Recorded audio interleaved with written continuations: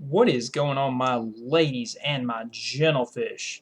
This is the Croc to bring you, yes indeedy, a Pokemon XD Gale of Darkness Wi-Fi battle. How did we do this? I'll get into that more as we progress. But let's enjoy this. This is part one of either 4 or 5 parts of your 100 subscriber special that me and Lex are bringing to you. We're not quite done getting everything together. Going to be doing a Q&A session as part of the 100 subscribers because we kind of both want to do that. I don't know if she's going to get on camera. I haven't asked her that yet, but I kind of would like to. It would be better if it was Q&A with her on the same, in the same room with a camera. But we do what we can do. Whether she's going to do that or not with me, we will see.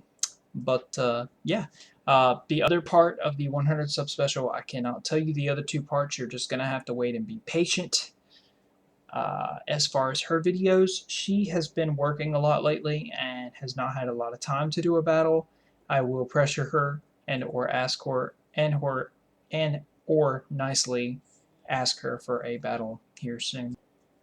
She probably needs to rebattle Mark because, Mark still says that illegal move cost him the game versus her, and vice versa. So, yeah, those of you that are not aware of Pokemon XD Gale of Darkness schematics, we are working on Pokemon Coliseum Wi-Fi.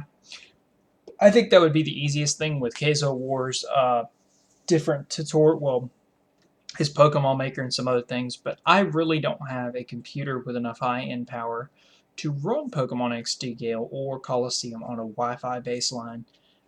Basically, the biggest problem comes in with Joybus. It seems to work with Zelda to Four Swords, but I think it's a specific version that has an issue. And that particular version will not run. But the way that we're going to show you today is going to be a double mixed tier battle. Oh my god, I never played doubles in my life. I've played once against Ace, and I played pretty good for sucking up the place. And this is going to be on Mount Battle Coliseum on Pokemon XD Gale of Darkness. And yeah, I'm just going to talk while Lewis sets up his team. I didn't look at this part, obviously. I just have this video in front of me. The way we're doing this is, he was telling me about it a minute ago. Skype chat, Skype chat, Skype chat, Skype chat. Okay, send the save file. I put that save on the micro SD card, put the micro SD into the DS flash, open up the program, insert the save into the game out, put it into the GBA, hook the GBA to the GameCube. So, yeah, pretty easy stuff. I just don't have a GameCube, a GBA, or that cable, so my GBA is gone. So let's take a look at Lewis's team as to the VEC strategy. The VEC strategy is going to lead here with Franziska and Nickel Samurai, which is my Lunatone. I have 2 setup users on this team, one being a Calm Mind Baton passer, one being a Swords Dance passer. Grossberg, Von Karma, D. Vasquez, etc. being the recipients of these boosts. Looking at his team, he's got an Arcanine, Mins, Shiftry, Pert, Sceptile, and Dusclops. Dusclops is probably going to be some kind of Burnstaller, Shiftry being a fake out lead, probably paired up with Swampert, and Arcanine's going to be probably Intimidate with Hidden Power, possibly Nixed, possibly Extreme Speed. So let's get this battle going. The Crocodile is going to be leading this computer room lava down with Nickel Samurai and Franziska Von Karma, and my opponent's going to be leading Shiftry and Swampert. Now I'm kind of figuring seeing the Shiftry right off the bat, I'm thinking he's going to be the fake out variant, so he's probably going to fake out my Crobat. That would be the better of the options, seeing that Crobat has ultra super awesome speed and can probably one-shot this thing with Choice Banded Sludge Bomb. Really not too big of a threat. Nickel Samurai, I can set up Calm Minds on Swampert's face and 2-shot it with Psychic. Lunatone actually has a pretty respectable special attack and special defense after Calm Mind. So, gonna withdraw Nickel Samurai, immediately go right out to my Von Karma, predicting some kind of attack. And the fake out is gonna come again to the Crobat like I thought it would. And that works out well because Franziska's going to get a Sludge Bomb off and get a crit and take that Shiftry down. Not really 100% sure if that mattered or not. Yeah, we'll have to see. Not sure if it mattered. But I'm going to let him bring in his Dusclops here. He's going to go for the Surf. definitely going to be targeting what I had out being the Lunaton, so that's why I make a hard switch into Von Karma. My Kingdra that can take everything from Pert is not scared of anything. And on this turn, I kind of missed... I wasn't kind of looking at the window on this particular start of this turn, so I guess I missed a little bit here. I'm actually predicting that Dusclops to burn my Crobat, but as you're going to see, that's not what's going to happen. And Lewis is thinking, and he's thinking, and now I'm thinking. Thinking I'm probably going to Sludge Bomb the Dusclops, which I do. Does a pretty respectable damage, but my dumb self forgot that Ghost is unaffected, or not very affected by poison types. So I'm just going to set up that big old DD, and he's going to go for the Rock Slide, do a pretty decent amount of damage to Franziska, and the Will-O-Wisp, unfortunately, is going to burn my Kingdra. Unfortunately, that's going to set that up, but I am a mixed Kingdra. I do have the Hydro Pump, Flail, Dragon Dance, and something else that I can't remember. Yeah, I have to apologize. I'm narrating this at almost midnight, where everybody's asleep because I'm cool. But yeah, we're both kind of thinking here. Now, like I said, since it's not quite my turn yet, I can say this. Please send that Q&A to me and Lex. Please, it's like imperative that you make questions up. Imperative if you want to ask us something, and we'll just compile the list together so we can do a big old Q&A for you guys. Let's see what else. Might do Pokecypher at the end of next month. I don't know. We'll have to see. So, back into this battle hard. I'm going to go straight for the Hydro Pump on the Dusclops, being that I am burned. I'm also going to go for Sludge Bomb. I get a crit, which probably matters considering that it's a not very effective hit. But since I am Choice Banded, I am locked on Sludge Bomb, so I figured I might as well make good use of it. A Pert here is going to go for a Rock Slide, and Franziska is going to live that with 8 HP. Von Karma takes it respectively down to 181 to 125 after the residual burn damage. And basically what I'm going to do here is I'm going to start Hydro Pumping stuff, and then I'm going to Sludge Bomb Sceptile because Franziska being at a very high base speed, about 20 points faster than Sceptile on a normal basis, and can easily deal with it after the fact. So, not really scared of this thing at all, just going to continue to go for these Sludge Bombs like they're almost nothing, they're almost second nature to my body. And, yeah, pretty good stuff. I don't know why we're waiting. We're still waiting, though.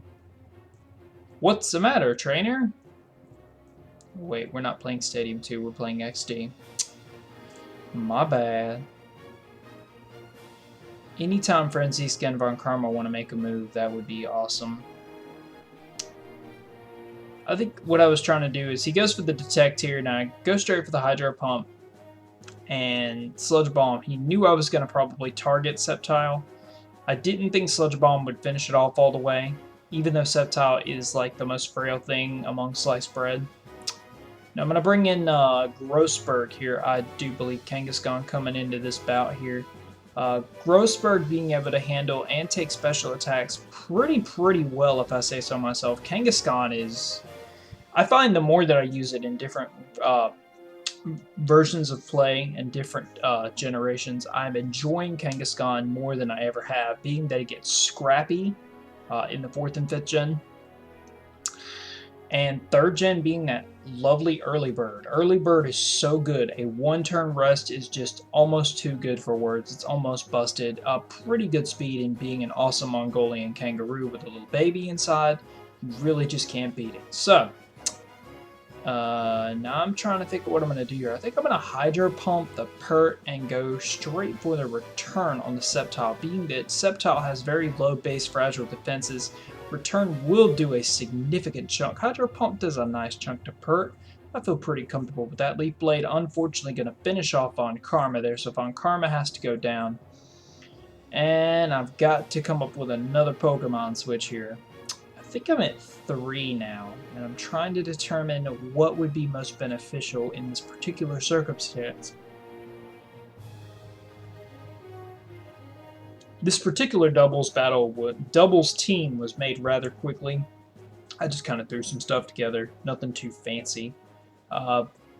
We did have an OU match before this, but unfortunately we did not get all of the footage, and I do owe him another match. So, gonna go straight with a return. Take Sceptile down to 56. Gonna get some leftovers. I was kind of fearing, looking at it, it might have been a sub-seater, being that it is a doubles battle, but I didn't see that earlier, so now I'm no longer scared of it. And yeah, everything's going to get lefty-defties, and now I'm going to take this opportunity to set up my Steel Samurai, going for a Swords Dance as he determines what he wants to do and going straight for the return on Grossberg, finishing it off. I actually could go straight for the return on Pert. It really isn't going to make any big a difference between attacking them the way that I am. Are you typing to me on Uvu and I can't see it? Yes, no, maybe, no, there you go. Okay. I thought someone was typing to me. Sorry about that, guys. Back into this battle. Earthquake happens. I take a good bit of damage, and Sceptile takes a little bit. Being that it is ineffective, not a lot, but it still takes a decent amount considering that Sceptile has those low-ass base defenses, as frail as all get out, and a lot of things can KO it with pretty good ease. And it was good because it opted that turn for me to set up my Swords Dance for me to be able to rock all of Worlds with what I'm doing. So I go for Silverwind. Obviously, he is going to evade that and go for the Earthquake. Sceptile's going to evade that damage. He's going to crit my Grossberg and kill it in one shot. Definitely mattered. Grossberg could have easily taken that. But unfortunately, Kangaskhan does have a higher special defense. So Cursed Kangaskhan looks like it would do a lot of damage in OU. Kind of like it does in 3rd gen. It just don't like Skarm. Now, I'm going to send out Nickel Samurai here. Leftovers are going to happen on the end turn for everybody. And Nickel Samurai, we are down to a 4-3 game. So I've really got to play my P's and Q's here in order to come back into this game. Now, being that Sceptile is going to have that Leaf Blade, I am kind of scared of him to use it. But he actually decides to go straight for the Detect. Being that he has used it twice, it will fail this time, enabling me to get up a Calm Mind on my Nickel Samurai and go for a Silverwind, easily KOing the Sceptile at +2 and stab, and that goes down. And now he is left with Mai and Salamence. Now, I figured he'd go into the Salamence. If Salamence is a DDer, this is definitely the time. He's going to go for a Blizzard here, and he's actually going to rock solid freeze my Steel Samurai, which absolutely blows chunks. I really, really wanted to use him later. And now I'm kind of looking at what this Mince might be doing here. I wonder if it's a mixed attack Mince. I have seen Blizzard, Earthquake, and Rock Slide, and Surf. I know the whole Pert set. It's some kind of mixed attacking Pert. From the double-sided here. I'm wondering if Mince is going to be the same case scenario, but we will see. If it is a Dragon Dancer, I'm going to have a hella high time, but at the same token, he just goes straight for the Earthquake. It kills Steel Samurai and does a really nice chunk to Pert, being that Salamence does get up to a 405 attack stat. Now, my thought process here is even if it DDs, I'm just going to Ice Beam with Lunatone. I get a crit. Not sure it matters because I am at +1 with the Calm Mind. But the Ice Beam takes it down either way. Even if it wanted to Dragon Dance, Lunatone was my only answer to it. Regice to an extent, but eh.